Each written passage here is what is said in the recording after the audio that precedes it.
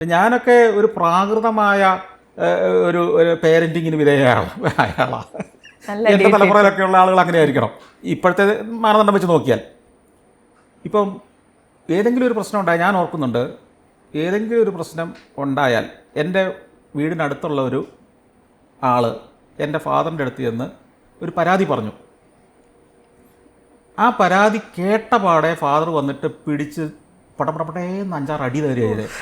അത് കഴിഞ്ഞാണ് ഇതെന്താ പ്രശ്നമെന്ന് നമ്മൾ മനസ്സിലാക്കുന്നത്. അത് കഴിഞ്ഞാണ് നമ്മുടെ എക്സ്പ്ലനേഷൻ കൊടുത്തത്. അപ്പോൾ പിന്നെ പുള്ളി സൈലൻ്റായി. അപ്പോൾ ഈ എക്സ്പ്ലനേഷന് എന്താ യഥാർത്ഥത്തിൽ സംഭവിച്ചതെന്ന് അറിയുക പോലും ചെയ്യാതെ അന്ന് തല്ല് കിട്ടുമായിരുന്നു. ഞാൻ പലപ്പോഴും ഞാനും എൻ്റെ അനുജനുമായിട്ട് 10 വയസ്സിന് ഡിഫറൻസ് ഉണ്ട്.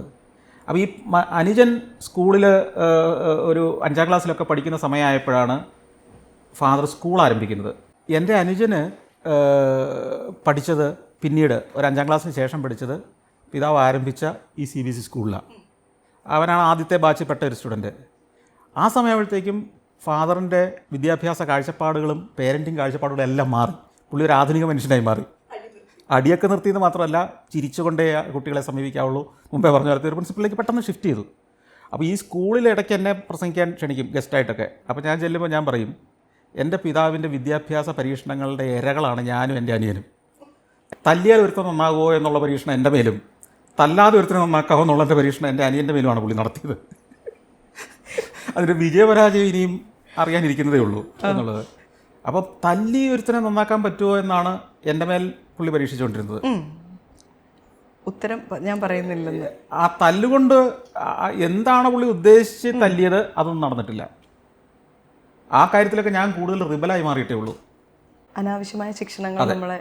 എന്നാൽ ഈ കാര്യം എന്നെ വിളിച്ചിരുത്തി എക്സ്പ്ലെയിൻ ചെയ്തു തരികയും അതുണ്ടാക്കാവുന്ന കോൺസിക്വൻസസ് എന്താണെന്ന് പറയുകയൊക്കെ ചെയ്യുന്ന വേറൊരു ടെക്നോളജി ഇതിനുണ്ട്.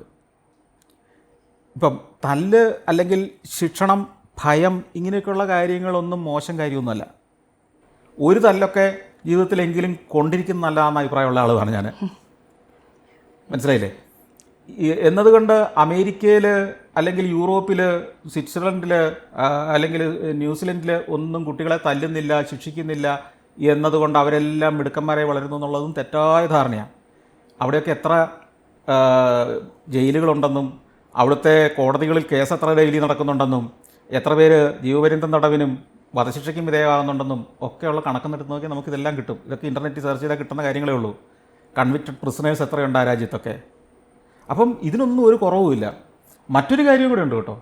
ലോകം മുഴുവൻ നമ്മൾ എടുത്തു കഴിഞ്ഞാൽ, ഇന്ത്യയിലെയും മറ്റു രാജ്യങ്ങളിലെല്ലാം കണക്കെടുത്തു കഴിഞ്ഞാൽ, ഈ മതങ്ങളുടെ പരിശീലനം, ചിട്ട, അതനുസരിച്ച് ജീവിക്കുന്നു, അതനുസരിച്ച് കുട്ടികളെ വളർത്തുന്നു, അല്ലെങ്കിൽ ആ വിശ്വാസത്തിലൊക്കെ വളർത്തുന്നു എന്ന് നമ്മൾ പറയുമ്പോഴും ഈ ജയിലുകളിലെ പ്രാതിനിധ്യം നോക്കിയാൽ എല്ലാവരും തുല്യരാണ്.